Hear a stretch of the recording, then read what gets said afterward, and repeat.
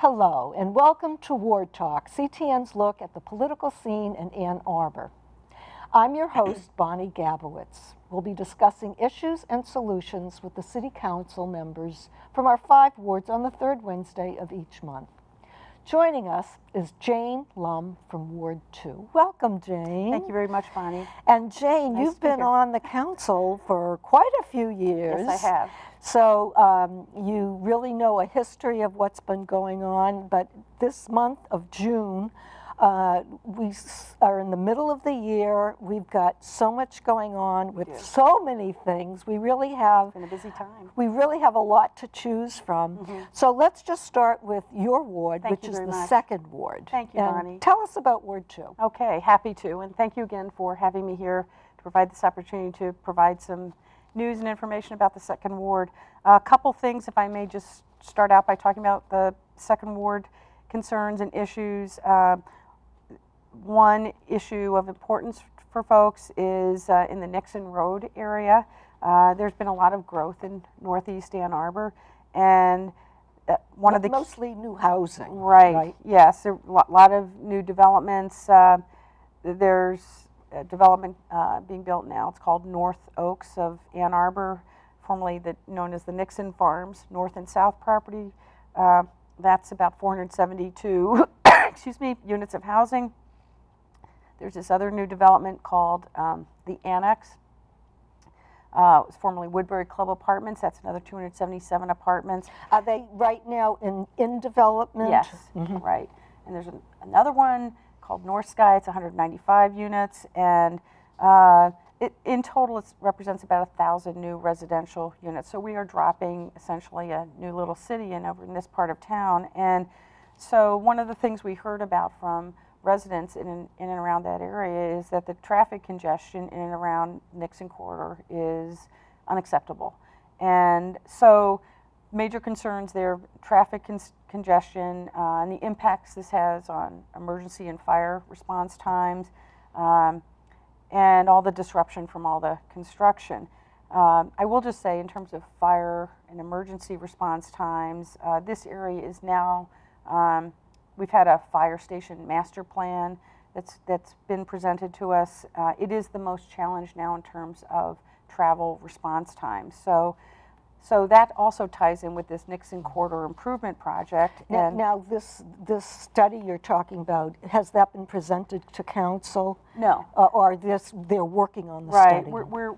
We're in the design phase process, and the first meeting was actually June 7th at Clegg School. It was the first public meeting, and at that meeting the residents were shown what is now being a plan that's being developed for a series of roundabouts, a total of 5 roundabouts along the Nixon Corridor. And I would just like to note that there is, as of today, actually it was posted, or no, sorry, not today. I'm confusing it with another survey. There is an online survey. It was posted the day after the meeting at Clegg, and folks can just type in A2 Open City Hall, and up will pop 2 surveys right now. One is on traffic calming, that was posted today, June 21st, and the other one is this Nixon Corridor Improvement Project survey. There's another little over a week remaining for people, and I'm hoping actually we'll leave it up longer to get folks' input on the proposal for the roundabouts and also for the actual design of the road. So you're looking for what the problems are, what the suggestions are for making it? Aren't there very specific ways to develop it that's already in place? I mean, right now, we're trying to address the congestion problem now, and in terms of traffic problems, there's a problem with the north-south flow on Nixon, and access to Nixon from streets on the east side of Nixon Road, the second ward side. It's very difficult for folks to actually access Nixon because of the volume of traffic on Nixon, which again is only going to get worse as all these developments come online. So these 5 roundabouts, Are these are roundabouts that haven't even been built yet? Right, no, we're just in the design phase. So we want feedback on this, on the series of roundabouts, and also on the road layout options. There have been a few options. If people go to the city website, they'll see this, and then they can also respond via this online survey, provide us their feedback on whether they want, for example, they think it would be best to have a boulevarded road, a 3-lane road, a 2-lane road. Is there consideration for the bicycle Yes, riders? that's all, right. It's supposed to be pedestrian and bicycle friendly as well, so right, all that's, again, people can go to the website and they can get into that kind of detail and then respond online with this survey. So that's one, big issue for the Northeast area. Another, right now, Detroit Edison is working with a company called ITC, and they're doing this transmission line project. DTE has put in a new substation on the corner of Hubbard and Huron Parkway. And now, is this their private property that This they're is on developing? University of Michigan property. But the plan is to connect this new DTE substation on Huron Parkway at Hubbard to the existing, it's called the Phoenix substation, which is on Duvarn Road. And they're going to connect these two via underground lines along the roads. The roads are Duvarn, Nixon, Huron Parkway. And the good news about this is there'll be better electrical reliability in the Northeast area. The bad news is the construction, of course, and the disruptions associated with that. But once it's all in place, you're talking about probably less interruption in service. Hopefully so, right. And this part of town is growing, obviously. We need better, transmission, more reliable service. And today, this part of town, they see a lot of electrical outages. And so hopefully this will help correct that and provide better service. But they're installing these underground lines in duct banks that they're putting in along Duvarn, Nixon, and ultimately Huron Parkway. And right now, just to let folks know, the schedule for, there's no schedule for Nixon Road yet at this point in time, but so they're doing it in phases. they are doing it in phases, right? They're on Duvarn now, and the Huron Parkway piece is going to start the week of June 25th, and it will continue through August. And it will impact traffic. One lane there will be, there will be one lane of traffic maintained from basically Plymouth Road to in and around Hubbard. And so there'll be slower movement of traffic, but it won't be totally stopped and blocked. Right. And speaking of traffic, another traffic-related issue, we've had a traffic calming is something that various neighborhoods from time to time request, and it's a resident-driven process. We have a traffic calming program, and right now there's a traffic calming program that's ongoing for Blewett Road, which is a road that runs between Georgetown and Green Road and Nixon Road. And I'd like to know, I need to interrupt you because traffic, when you say traffic calming, I think of those bumps on the road that make cars slow down, but I'm not sure what you mean by that. That is one type of traffic calming treatment, if you will. Right. There are various kinds of traffic calming treatments. And if anybody wants information about traffic calming, they can also go to the city website and just type in traffic calming, and that will take them to the page about this. It's also there is last but night. the speed limits aren't changing in any area. That's something that really That is one possible outcome. For Blewett, there are several things being proposed. This also was I think. The need for looking at this particular stretch of road, which it was petitioned by the neighbors and along there. There was a project for a child care facility that's going to be right at the entrance to Clegg School. That was, the council sent it back to the Planning Commission in February, and I'm not sure when that's going to come back to City Council, but it will be coming back to Council for a review apparently. And So is that right now just a possibility, or Yes. yeah, it hasn't been approved yet? No, it has not. And but in terms of traffic calming in general, there was a public meeting last night about traffic calming, and CTN was there to cover it. And thank you, CTN. And for folks at home who want to take the traffic calming program survey, because we are going to be updating the program, and so everyone's feedback would be very helpful. Again, you can go to A2 Open City Hall and just you'll see two things. Again, the Nixon Quarter Improvement Program and Traffic Calming Program update, and you can provide us your feedback now until July 3rd. And that's not just for the people who live in your ward. That's for anyone. Traffic calming, right? Yeah. In Ann Arbor, Right. and especially, like myself, I drive throughout all the neighborhoods. Right. So Yes. it's not just for the people who live in that ward. No, I just mentioned the one on Blewett because that's Right. in the 2nd ward, and that's an area that's being looked at right now as we speak. And but the traffic calming is a program for the entire city, and it is again a resident-driven program. It starts out with the neighbors on a given street petitioning the city to have their street evaluated for traffic calming, and what the city is doing at this point is looking at revising the standards and requirements for traffic calming, the program itself, and that's what we're seeking input on from the public.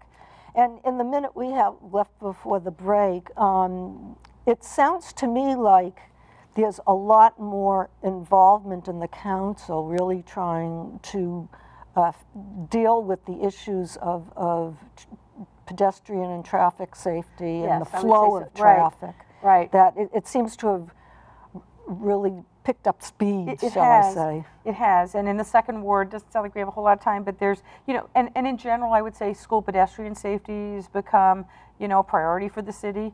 And in the 2nd ward, the Ann Arbor Public Schools and the city have been looking at traffic flows in and around Clegg School and Huron High School, also Thurston, King, and Angel. But in terms of Huron High School, a concern there has been the crosswalk on Fuller Road. And there was a proposal now to move that crosswalk. Okay, so really for the citizens to go online and see what surveys there are and definitely just two right now give that their I'm aware of. input, Yeah. right, is something that's very important right now. Right, particularly, Right. well, in the 2nd ward, for folks, Nixon Quarter, I think it's really critical to hear from the folks who live in and around the Nixon Quarter to weigh in on that. Traffic calming for everyone. Everyone can weigh in on both, but Nixon Quarter, yeah, I think. But we we're need talking to, about a lot of neighbors there, right, too. Yeah. exactly. Well, when we come back, we'll just Goes finish fast. up with Okay. Ward 2, and then Okay. we'll go to Sounds the good. rest of the city. Okay, thank Great. you. We want to hear from you, so please email questions to ctn@a2gov.org or tweet us at #CTN in Arbor. We're going to take a break now, and we'll be coming back with more from Ward 2.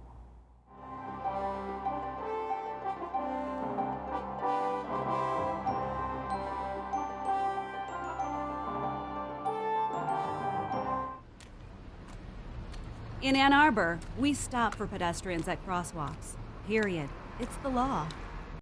Well, you do should it? do laundry every day. You should do it. I don't want to smell that. That's way too much. Every day? How much laundry do you think I go through in Well, a at least single wear day? clean You clothes. usually do laundry every day. I got plenty You of got clothes to wear, laundry new laying outfits around everywhere. everywhere. One day a month. Well, I'm sick of I'm smelling not you, a dude. sweater. You I'm stink, not a dude. sweater. I shouldn't Just smell wash your you clothes, at all. man. There's so many smells. Seriously.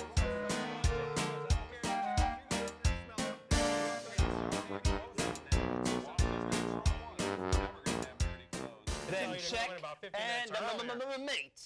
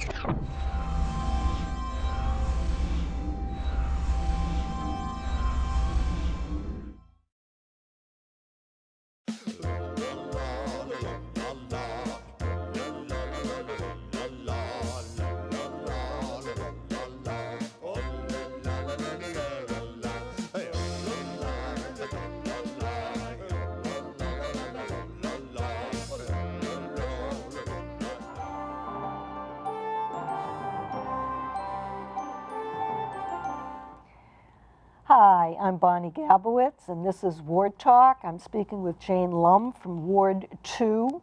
We just had quite a bit of discussion about Ward 2, and I don't know if there's anything left, Jane. Just to quickly, yeah, maybe wrap up what I brought up about two things. Well, one was the Fuller Road crosswalk. There is a proposal to move, because this matters to a lot of folks, for all the parents in the Huron High School area whose students attend Huron High School. There's a proposal to move the existing Fuller crosswalk, the lighted crosswalk at the Gallup Park entrance and exit, 400 feet to the west. And I'm hopeful that there will be another, we need to have another public meeting. We had one on May 29th. It was the day after Memorial Day, and most people actually did not know about it, unfortunately. And so we need to do more outreach to the Huron High School community. So you're seeking input Yes. on this. Yes. And I'm hopeful the city will do, again, more outreach to the Huron High School community, perhaps also a survey and an information survey, but to get that feedback on the pros and cons of moving this crosswalk. So if people go online, they can keep No, up? there's nothing online about this. Right, I'm but- hoping that maybe we can create an instrument and Oh, okay. to reach out to people. And then one other second word issue before we start talking about citywide stuff. The U of M is proposing vehicle facilities. They had a proposal in 2016 to build a transportation facility on the North Campus Research Complex property. And that would involve mostly buses? Right. So the U of M is now, and that was withdrawn. There was a lot of neighborhood pushback back in 2016. There was a Northeast Ann Arbor Neighborhood Coalition that was formed, and they were a very effective advocacy group. The U of M now is returning with another proposal. The U of M feels it's less objectionable. In the same place? Not exactly. It's previously the proposal was for vehicle storage maintenance facility at the corner of Green and Baxter. This is now at an interior North Campus Research Complex location, 800 feet from Green Road, 500 feet further west than the previous building proposal. The building is smaller. It's 2/3 the footprint of the prior proposal, and it would not service all vehicles, but buses and large trucks only. The access would be from Dean Road, and all facility traffic would be on Baxter and Hubbard. The U of M needs to, why are they back? They've explained they need to handle larger articulated buses, which they cannot accommodate at their current facility, their existing facility at Kipke Drive by the football stadium. The next steps are, it's not an official project yet. I appreciate that the U of M is hosting, they've hosted one meeting, they're going to be hosting further meetings, and right now, I mean, although this is, I will say it's less objectionable than 2016 proposal, what I'm hearing from neighbors are still have concerns, understandably. And so there's going to be more, conversation with the U of M about this. Mm-hmm. And you'll also be looking for more feedback from correct. citizens. Yes, right. And just a quick aside, while we're talking about the U of M, I would like to, again, congratulate Mr. Jim Costiva, who was the U of M Community Relations Director for 23 years. So he was the intermediary between the university and the city, and he was always responsible, professional, and always looked for win-wins. And that's, we will miss Jim. He did a great job. So, pardon me. Yeah. So, but that's another example of the importance of the city having good relations with the university, because what their decisions are impacts so many of the citizens. Absolutely. Yeah. Absolutely. Mm-hmm. Citywide things. Sorry, I don't. Oh well, we could talk for a while. So you want to talk about the roads? I know that The was number on one the thing I list. hear from residents: just fix the roads. So the city has this. It's called a PASER rating system. Stands for Pavement Surface Evaluation and Rating Scale Assessment. And we got the PASER ratings. So that you're talking about making a priority list. Right. Well, we evaluate all the roads with this system, and so we got the recent ratings for 2014 to 2017 period. It was a wake-up call, but as I think most folks would tell us, the roads are getting worse, and Well, also the bad winter we had Right, and right. the changes of the temperatures really did a job on the quality Right. of the roads too. And we have two classifications, local and major streets. Of the local streets, 43% rated, they were failed or very poor under this system, under this rating system, as compared to 30% in 2014. Local streets, about a third maybe are achieving this target level of good or better. And major streets, it's almost 50%, 49% are at this target level of 7 or higher, which 6 and 7s are good in this rating system. So now you're using funds from various sources, I know. right, we have a street and sidewalk millage. Right. That's $10.5 million in fiscal year 19, and then major and local street funds, Act 51. That's state money, gas tax money. In fiscal year 19, it's 11.3 million. That is growing by 13 million by fiscal year 21. But that's Act 51 funds also pay for snow removal, traffic signals, maintenance, that sort of thing. So the money has to spread across several. that Act 50, that's state money, yes. And then there's county millage. There's a new millage proposal, $2 million in fiscal year 19. So with this year's budget, we had a budget amendment that I introduced to add $4.3 million to fiscal year 19 road funding. It was not prescriptive on how to use this money, whether to repair, resurface for maintenance, preventative maintenance, or where. But this $4 million was based on the recognition that we're not spending all that's allowed under our current major and local street funding reserve policy. We have a reserve policy that says we have to have 12 months of required amount of reserve funds. And this budget amendment also directed staff by September 1st to come back with a plan for how we're going to meet this. We set a target when we approved this whole PASER system that 80% of our roads, 80% would be at this 7 PASER, so good or better or higher by 2025. And I just told you where we're at. I mean, our local streets are 2/3 of the city's road system, and our local streets, 43% were rated as failed roads. So we have a lot to do, but I will say also to staff's credit, they owned the issue, and they've given us these objectives and targets, and these results were presented to council. And again, it was a wake-up call. So we're going to be spending more money. We've asked staff to come back with a plan, to identify also how much is required annually to meet this targeted goal, and to come up with the recommended sources of funding, and to identify any obstacles to. Yeah, and I would like to mention that I have a subscription to notices I get from Ann Arbor, and anybody can do this online. Yep.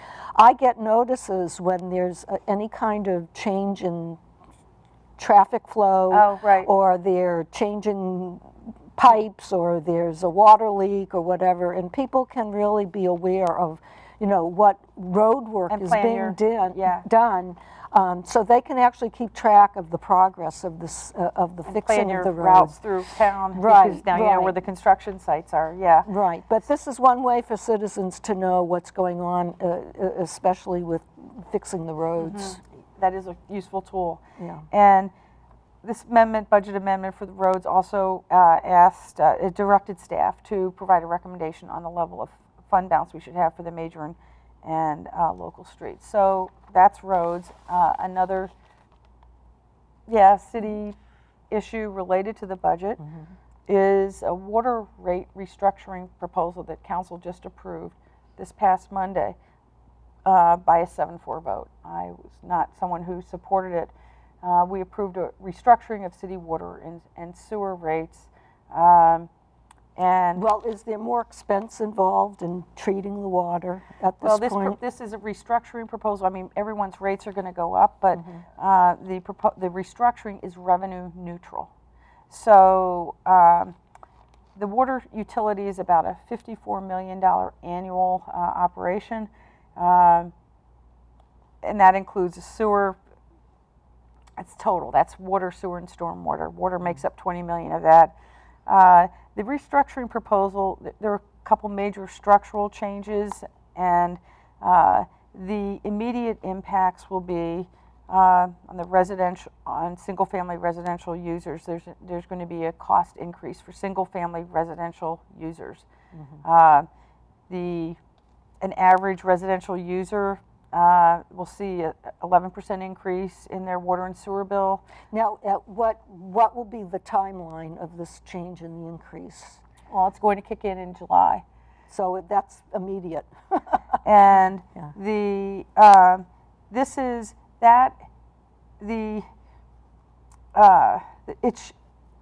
My concern, I had several concerns about this proposal. It shifts annually $2 million in costs to the single-family residential customers, and we created a new class of customers called multifamily. They're going to see a 30% reduction in costs in water, 15% combined in water and sewer. There will be a net average impact for commercial of a small decrease in charges. So it's really the single family, the long-term impact will have the greatest impact on single family users. And so there's an average 10% increase. Again, it varies from the average user to light user, heavy user. It ranges from. Okay, Jane, I'm Yeah. afraid we've run Running out of time. Oh my gosh, there's so much to say about this because Well, I'll just this is ask a big people deal. to It's going to be a big stay, deal for stay single-family tuned and homeowners in our community. right. Big Well, added cost, unfortunately. Thank you, Jane, so much for You're very welcome. visiting Time us. flies. Great. And remember to join us for a new episode every third Wednesday of the month. We want to hear from you. So please email us at ctn@a2gov.org. Attention, War Talk. You can also follow CTN and ask questions on Twitter at twitter.com/CTN Ann Arbor. We'll make sure to include your questions. For War Talk, I'm Bonnie Gabowitz. Until next month.